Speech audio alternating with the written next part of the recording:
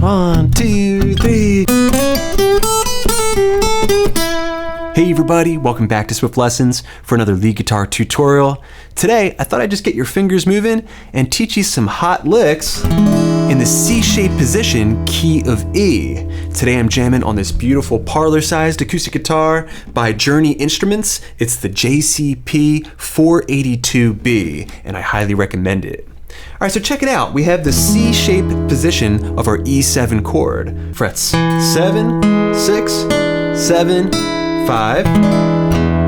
Sounds great with the open E strings, of course. And surrounding or overlapping with that shape, we have the E minor pentatonic scale.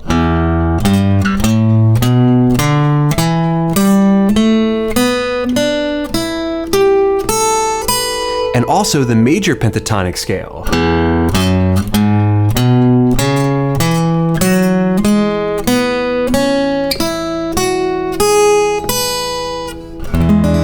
Alright, with those things in mind, visualizing the fretboard, let's learn some licks. Your first one looks and sounds like this. 1, 2, 3. And one more time. 1, 2, 3. It's very important that you learn your licks in rhythm and also consider what beat the lick is coming in on. Now get that lick into your ear one more time real slow. 1, 2, 3, and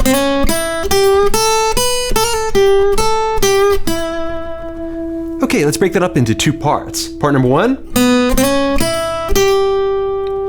Alright, so right there, I'm on the 4th fret of the G string, and I'm gonna slide up 5 up to 6 on the same string, 5 on the B, up a minor 3rd to the 8th fret, to finish part 1. Next we're gonna play. Alright, so that was high E string, 5 up to 7, a hammer pull chromatic, that was 5, 6, 5. Now we're gonna alternate. That was 8, 5, 8, and then going down to the root note, E on the 5th fret. Feel free to throw in a slight bend. You put parts 1 and 2 together, it should sound like this. 1, 2, 3,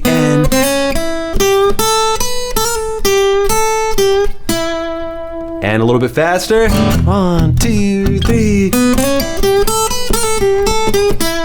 Alright, nice and soulful right there inside that C position of the minor blues scale, minor pentatonic, major pentatonic. We're mixing all those things together for a more professional touch. Okay, now jumping into lick number 2.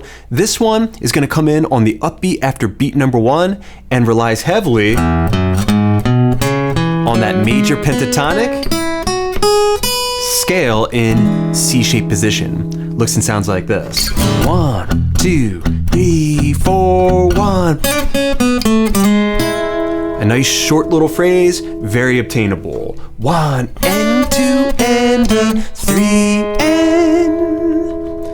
Okay, so I'm gonna start off sliding up to the 7th fret of the G string, down a half step, down to the 4th fret, to the 7th fret of the D string. So far you have 1 and 2 and Now we just need to find the major 3rd of that C7 shape of the E7 chord. So it's an E7 in C shape. Sliding up to the major 3rd, that's the 6th fret of the D string, then finding the root note E on the 5th fret of the B. Put that together, we have 1, 2, 3, 4, 1, and 2, and 3, and a little bit faster.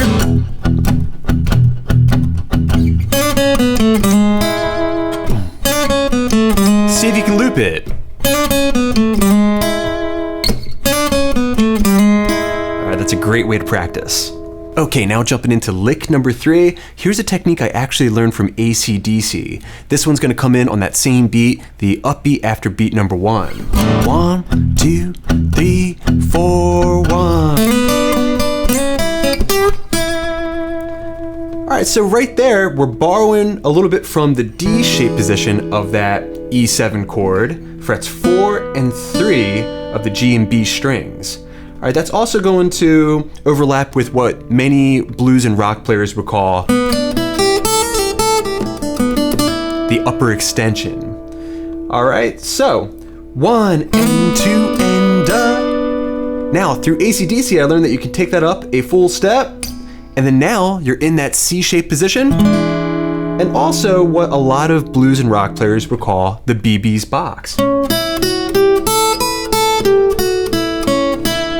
All right, which is another soloing position that overlaps with that C shape of the E7 chord in this case.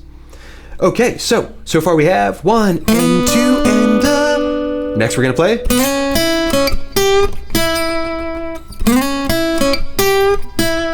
All right, so that was 6, 5, 6, reaching out for the minor third, 8th fret of the B string, slight bend before going back to the root note.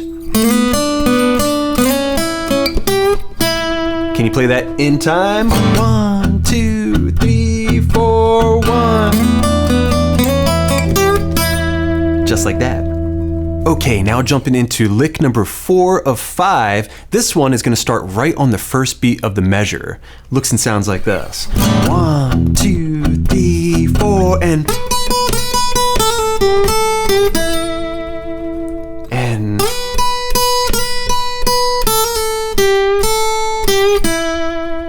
all right, a pretty simple phrase right here. We're starting on the 7th fret of the high E string, sliding in. 1, 2, 3, 1, 2, 3. Next, we're going to do that hammer pull that we did before, 5, 6, 5. And then finally, a familiar movement right there, alternating. That was 8, 5, 8 with the slight bends. Then down to the root note. 1, 2, 3, 1, 2, 3. And 2, and 3, and 4, and 2, 3, 4, and. All right, for lick number 4. Okay, beautifully done today, everybody.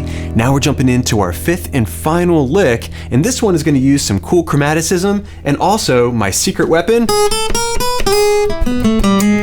arpeggio trick. Looks and sounds like this. 1, 2, 3, and 4, and one more time. 1, 2, 3.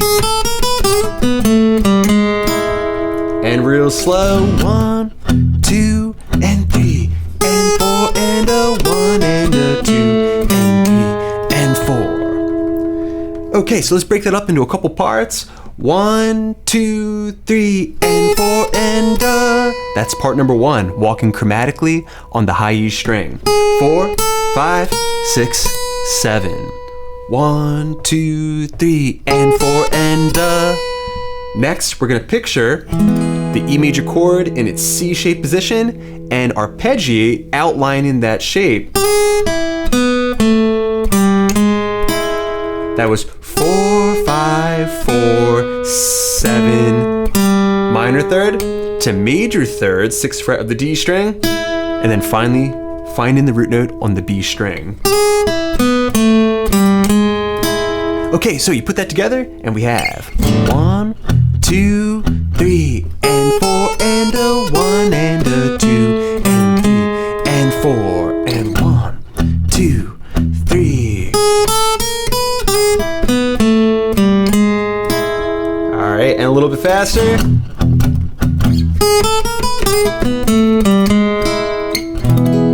All right, 5 classic licks that you can play in the C-shaped position. Really useful stuff. I hope you enjoyed this. Friends, if you need some tabs and a PDF study guide to help you with your practice, be sure to check me out at patreon.com/Swiftlessons.